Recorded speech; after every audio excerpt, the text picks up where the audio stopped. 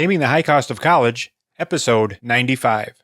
You have kids, they grow up, and before you know it, it's time to plan for college. Where do you start? How much is it going to cost? Will you qualify for financial aid? Should you be looking into scholarships? When will you be able to retire? What about student loans? The list of questions is never ending. The good news is, all the answers are right here. Welcome to the Taming the High Cost of College podcast. Here is your host, certified financial planner, Brad Baldridge. Hello, and welcome to Taming the High Cost of College. I'm your host, Brad Baldridge. Today we have a great interview with Brian Robben. He is the author of How to College, which is a great new book out there. It's not very long, it's about 80 pages, and it's a wonderful book that's available on Amazon that I think could help a lot of students. And speaking of books and helping students, I just realized that this book is designed to help students become better students and tackle college and do it in an efficient way. In other words, it has tips on how to study and how to build your schedule and things to avoid and when to do laundry and all kinds of great ideas that will ultimately help students save time and be more successful in college. And I think there's a lot of great ideas in this book. And that led me to believe, why wasn't this book around when I was in college? And then I realized that probably there was a lot of good books on how to do college even back when I went to college. It's just I never thought to look for them, and certainly I never read any. So I think that's another great takeaway for parents out there is if there's things that you're trying to learn or your student is trying to learn, or there's new things that you're getting involved in and you want to learn how to do it better, I think there's a lot of opportunities to get a book or a podcast or something and learn what the best ways to do things are. A lot of kids these days, of course, will jump onto YouTube, as will I, for various things, but I'm realizing that there's a wealth of information out there. If you can find what you're looking for and take advantage of it, you can cut years potentially off your learning curve. Bring this back around to college. When do you want your student to realize that they're in charge of their own schedule, and if they mess things up, it's their own fault? Do you want them to spend a semester or two figuring out that there's nobody that's going to make them do their homework and there's nobody that's going to keep them on schedule like they had in high school? And have them get poor grades for a semester or two before they realize it's up to them and they need to step up? Or should we talk with our student a little bit and teach them a little bit about how college is going to work and encourage them to read this book, or any other book for that matter? Now, this book I like because it's only about 80 pages long, so it's a quick read, and it's cut down into very small bite-sized ideas that students can digest quickly. So I think it's well worth the time and money if you can get your student to visit it occasionally and learn a little bit about it. All right, that's enough about the book. Let's go ahead and jump into the interview. As always, notes are available at tamingthehighcostofcollege.com/95. So on the notes page, we have links to the book as well as Brian's information and notes on what we're talking about today. So if you ever need some detail, you can always go back to the website at tamingthehighcostofcollege.com and look things up there. It'll be under episode 95 or /95. All right, that's all for now. Let's go ahead and jump into the interview. All right, today I'm sitting down with Brian Robben. He is a 3-time author and has some books that we're going to be talking about. And he's also the founder of TakeYourSuccess.com. Welcome, Brian. Thanks so much for having me on, Brad. I'm excited to talk about this stuff. Well, it's good to have you. So I guess before we jump into your books and website, etc., can you tell us just a little bit more about yourself and how you came to do what you do and a little bit of your history? Yeah, so it all started in college. I was super nerdy and geeky about getting A's in all my classes, and soon my friends and classmates noticed. They're like, "Brian, I got a C on this exam. How'd you get an A?" And I kind of told them one-on-one. I'd have all these one-on-one conversations about my study systems and what I learned over the years, and eventually got tiresome just telling each classmate, each friend, sometimes the friend of friends, what I did in a class. And to kind of make it work smarter and make it easier, I decided to create the website, TakeYourSuccess.com. It was just a small project where I talked about college success, mostly academic-wise, but then it kind of delved into career aspects and health and fitness and personal development, so a bunch of stuff related to college. And it kind of, I wouldn't say it blew up, but it gained a lot of steam to the point where I gained a bunch of email subscribers and a bunch of viewers and commenters on my blog, and they would always talk about resume advice. So then my senior year, I ended up starting to write a resume book. And then the fall of that next year, I published my first book, The Golden Resume, which teaches young adults how to get their internship or dream job. And then after the traction of the blog and the book, I ended up writing another book. And now, I'm a full-time author and entrepreneur, and I focus on young adults and college students. Great. So what are the titles of the last book that you're just working on now is the Take Your Success? Oh, no. How That's to the College. blog. Oh, that's the blog. Yeah. So it's How to College. Okay. So tell us a little bit about that book. It's going to be, I guess, released in the future based on when we're recording this, but it'll be in the past by the time we release this. So when is it going to get released? Yeah, it'll be released next Monday, which would be August 22nd. Yes. Okay, great. So that'll be in the past by the time people are listening. So tell us a little bit about that book. What is it? Who's it for? And what is it about? So I'd say it's for any college student before they're entering or in college. So from incoming freshman to senior. And it's kind of my masterpiece, what I would say for myself, of all that I've learned in college. And it covers everything. So we're talking about, dorm life, scheduling classes, academics, of course, social life, student organization stuff, health and fitness, how to release stress, productivity, and then some career stuff to set you up for post-grad opportunities, and also just personal development and kind of life skills in college that you can take with you after. And the reason I wrote the book is I feel like a ton of college students just have this misconception that they have to choose between either having fun or, locking themselves in a library trying to ensure their future success. And I think if you do things the right way, so you have to do it the right way, based on your time management and based on your productivity, and just this balanced lifestyle, that you can actually, have the best of both worlds. You can have a blast in college and prepare for after-school opportunities. And I feel like a lot of students, based on their crazy schedule, just try to pick one of those, and they end up missing out. Yes, great. Where did you go to school, and how did it work out for you? So I went to Miami University in Oxford, Ohio. I loved it. This little college town. It's kind of where I, started like the second version of myself, kind of Brian 2.0, because I really learned a lot of stuff. Basically that, if you design the life you want, then you can achieve it there. And at college, that's, where I did that. I was a president of a couple student organizations. I graduated summa cum laude. I just had a ton of fun experiences there, and really was the main reason that I started my new career, which I love. So, and I was an English major in college because I initially planned on going to law school. I wanted to go to Harvard Law School, which is why I got so nerdy on my studying, because I had to get that high GPA. And then I figured out that being a lawyer wasn't for me, which is kind of also the themes in the book. Like, you got to do what you love and find your passion and find what you're curious about. So I figured out law wasn't for me, and I kind of figured out and saw the light my senior year, and that's how I wrote this book, and why it's kind of the book I wish I had before I started college. I guess to summarize, this all boiled down from people consistently asking you for advice in all areas of college life, it sounds like from studying to resumes, etc. And you just deciding, well, if people are going to continue to ask for it, I'm going to start delivering it.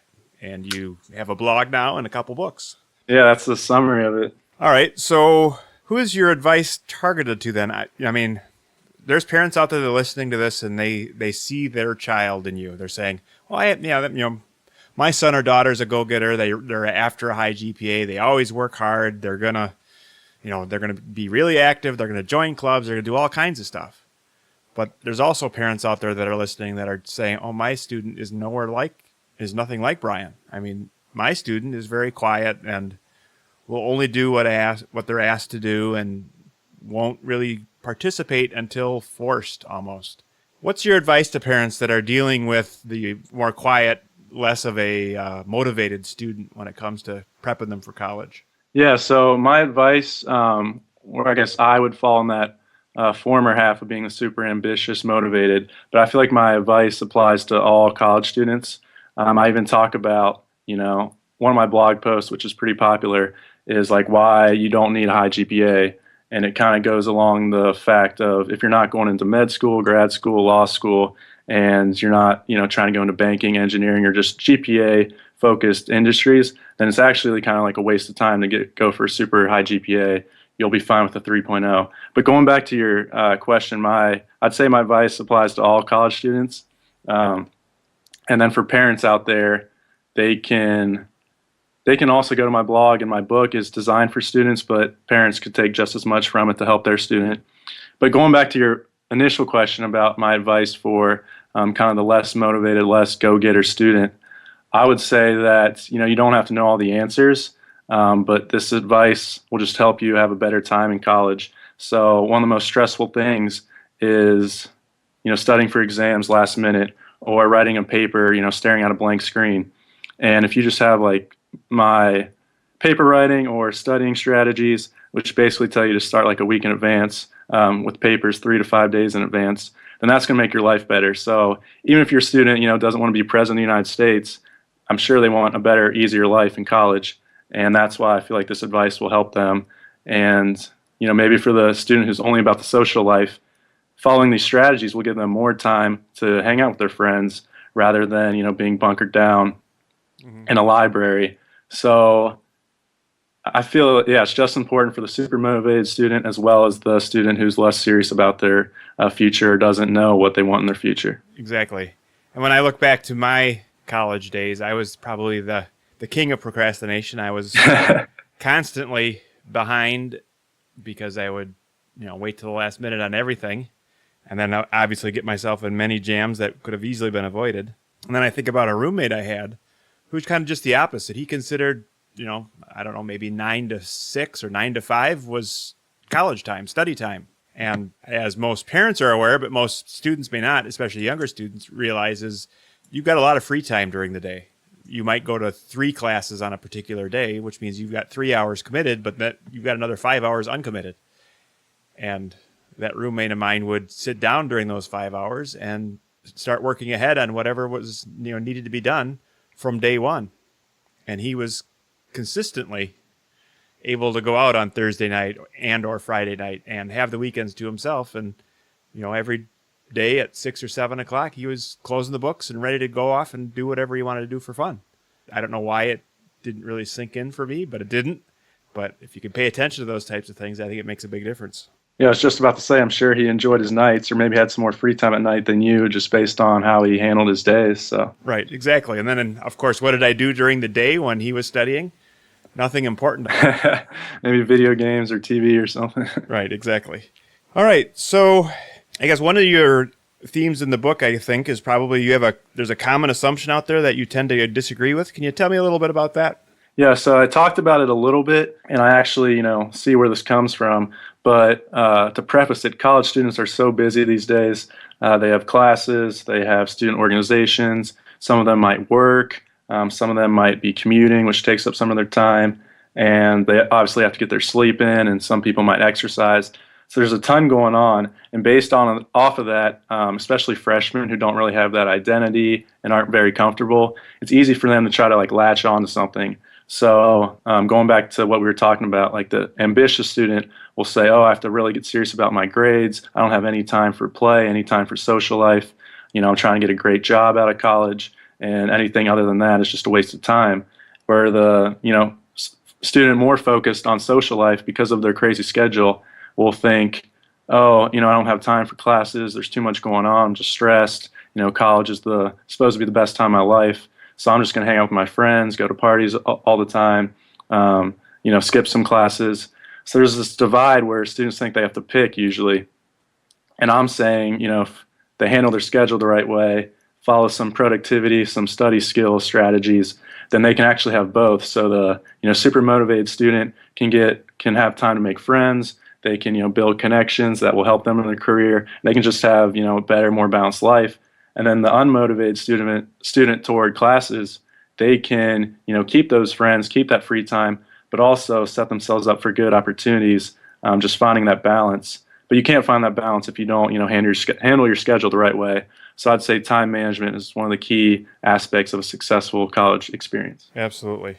All right, and scholarships. I know we talked a little before we started recording here that you had won some scholarships from your undergrad college as well as some outside scholarships. Can you tell us a little bit about how college was paid for when you did it? Yeah, so based on my GPA, I was fortunate to get a bunch of academic scholarships just from the school and my department and stuff.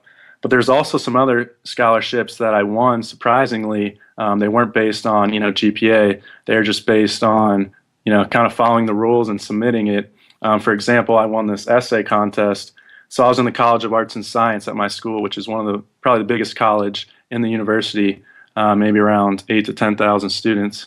And all I had to do, it was like basically a scholarship that said, submit your favorite work from the semester. And I wrote this kind of opinion piece on O.J. Simpson case, actually, which I guess was pretty well because it ended up winning.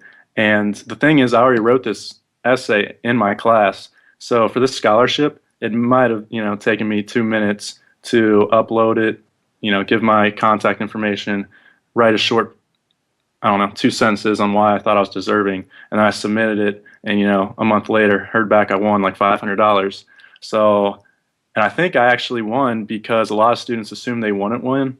So they don't apply and they don't really look into it. And, oh yeah, I heard about it just from an email from my professor. So I basically won by getting information from someone else, my professor, that was there, and then taking 2 minutes to do it. So it wasn't hard at all. And that's why in my book, I recommend that students apply for scholarships every semester, because I just find that so many students don't apply, after being a high school senior, they just stop doing that. Right, absolutely.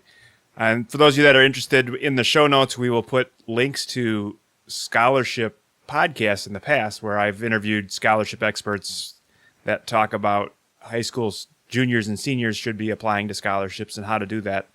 And we have other resources as well. But in addition, I think there's something that isn't talked about nearly as much as what Brian just mentioned here, is he continued to apply for scholarships after he was off to college and was successful at that as well. All right. Now, your book, The How to College, can you talk a little bit more about some of the main chapters and maybe some of the inspiration behind what it is you're covering in that book? Yeah, so I tried to take an ambitious approach to it and cover every single thing that's important to college. So I don't dive into the little details. But, I even dive into like when to do laundry. I say do laundry every other Sunday. That way you can just never have to think about it again in college, and it won't mess up your studying, your productivity. But anyway, like I said, it's broken into these sections. So there's like a dorm section, which, talks about the roommate relationship and how to handle conflicts and what to do with your RA. But I'd say the crux of it relies on scheduling classes. So I think there's this really nice hack that I do. So, say your average college student has 5 classes a semester. I would say they should schedule 7 and then go to those 7 classes the first week. So that's the only downside to it. You have to go to 7 classes that first week and then get a general idea of what are the best 5 classes. And based on that, you can knock off the other 2 classes with no penalty. So then you can have the perfect schedule based off of that. And then it goes into study strategies. So, breaking assignments down, how to write a paper, a big paper, a long paper, studying for exams, the exact system I used to get an A in every class after my freshman year. And then there's other stuff to college too. So, scheduling your free time and finding that stress release activity and how to actually use procrastination to your benefit and, some career stuff to get you ready. So it really covers everything that's important in college. All right. Well, great. And then if students want to learn more about, what you've got going on, the takeyoursuccess.com, that's a blog. So can you tell us a little bit about what type of articles are there and what kind of information might be available there? Yeah, so actually there's a lot that coordinates between the book and the blog. I would say the book has a bunch of new info, and it's my best info. But the blog has a bunch of stuff on those same topics. So classes, career, personal development, health and fitness, how to eat right in college so you have that energy to have that fun experience and you're not, lounging around all day. So that covers anything from, I also include some fun stuff for me, so like personal challenges, waking up at 6 a.m. and some weird stuff like that. But I would, say takeyoursuccess.com would be a great resource for any college student or parent. All right. Well, great. Well, I really appreciate you providing all this great information. If people want to learn more about where to get the books or plug into the blog, where should people go to get more information? So you can go to takeyoursuccess.com. Once the book's published, you'll probably see it all over there. If you also want to get or just want to look directly for the book, you can go to my Amazon author page or see my other books. And that's amazon.com/author/Brian Robben. And Brian Robben spelled BrianRobben. All right, great. So we will, into the show notes as well, put links to all your books and all the information. I really appreciate you providing all this great information. Thank you so much, Brad. You got a great podcast going. All right, talk to you soon. See ya. All right, there you go. That was a quick interview with Brian. Again, I encourage you to go out and check out his book. It's available at Amazon. You can certainly get a Kindle version or a paperback version. And either, I think, would be great for various reasons.